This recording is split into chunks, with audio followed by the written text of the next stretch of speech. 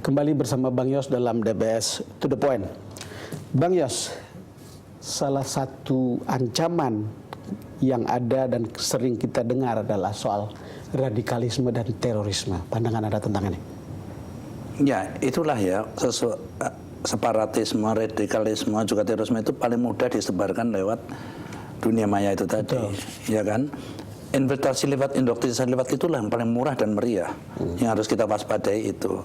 Nah, karena itu kita sekali lagi kan harus punya perlengkapan yang bisa mengcounter ini, juga tenaga expert yang harus kita gunakan.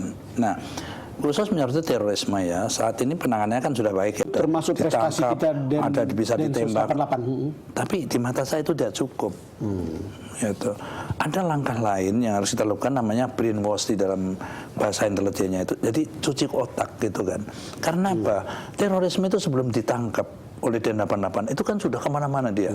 Dan setiap titik yang dikunjungi dia mengindoktrinasi kepada anak-anak muda, terutama di pesantren kan, dengan indoktrinasi yang keliru tentang Islam. Dan itu terbius mereka kan. Maka karena itu pada saat kita sudah merasa berhasil melangkapi teroris, tiba-tiba jedor gitu di Marriott lagi kan. Dan yang meledakkan, yang bunuh diri ini adalah anak umur 18 tahun. Nah, kan gitu. Artinya apa? Ada kaderisasi kan. Nah, oleh karena itu perjalanan itu bisa dilacak oleh kita kan, di mana aja dan dilakukan brainwash. Yang bisa melakukan brainwash bukan petugas intel, bukan aparat, bukan Pemda, bukan polisi, tetapi itu harus ya, soal brainwash tadi itu, Bang Yos. Informal itu adalah ulama gitu kan. Ya, sekarang kan Anda sudah bicara bahwa ini kan lewat dunia maya. Itu kan mengandaikan intelijen kita juga harus pandai memanfaatkan dunia maya, bukan? Iya, betul. Karena brainwash ini hanya bisa lewat cyber war yang mungkin satu sama lain harus bersaing di situ untuk kemudian bisa mempengaruhi ke arah yang akhirnya kembali ke jalan yang tanda kutip jalan yang benar gitu. Iya, karena ini namanya kan counter intelijen kan, di bidang teknologi, di bidang di dunia maya kan. Memang harus kita lakukan, Bung. Nah, sekali lagi kan kita kan nanti tidak kerja sendiri gitu kan.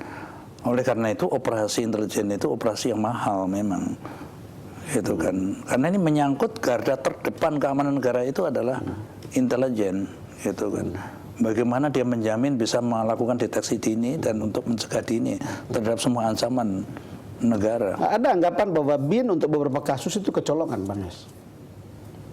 Ya, itu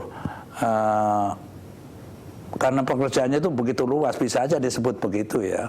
Tetapi kan barangkali ada kasus-kasus tertentu yang bisa dijelaskan oleh BIN saat itu kan.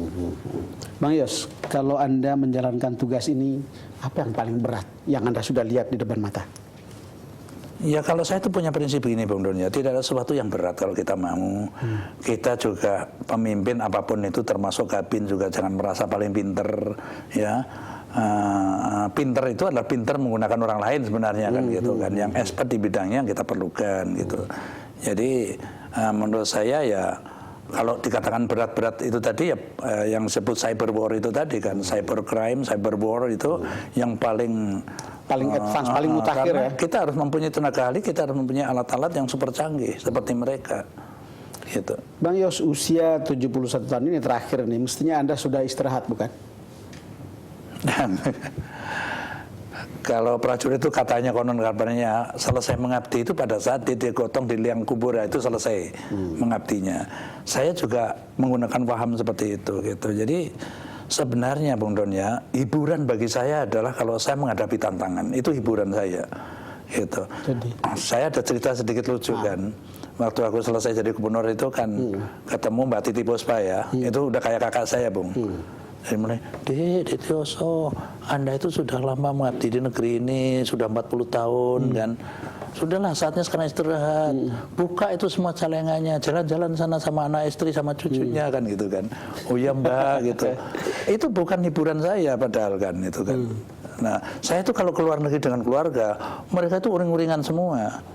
Karena saya lebih banyak tidur di kamar daripada jalan-jalan. Saya melihat apa, nggak ada yang aneh bagi saya kan. Kapan lagi aku istirahatnya, nggak ada telepon, nggak ada orang ngubungin, nggak ada tamu kan ya di pas. Nah, mereka kadang-kadang sebel banget sama aku gara-gara itu kan. Jadi old soldier never die. Betul, setuju. Bang Yos, terima kasih sudah hadir di DBS. Saya yang terima kasih undang. Ya, semoga sukses. Ya, sama-sama. Pemirsa, demikian perbincangan saya dalam DBS To The Point kali ini dengan Bang Yos. Terima kasih karena Anda sudah bersama kami. Sampai jumpa dalam DBS To The Point episode berikutnya.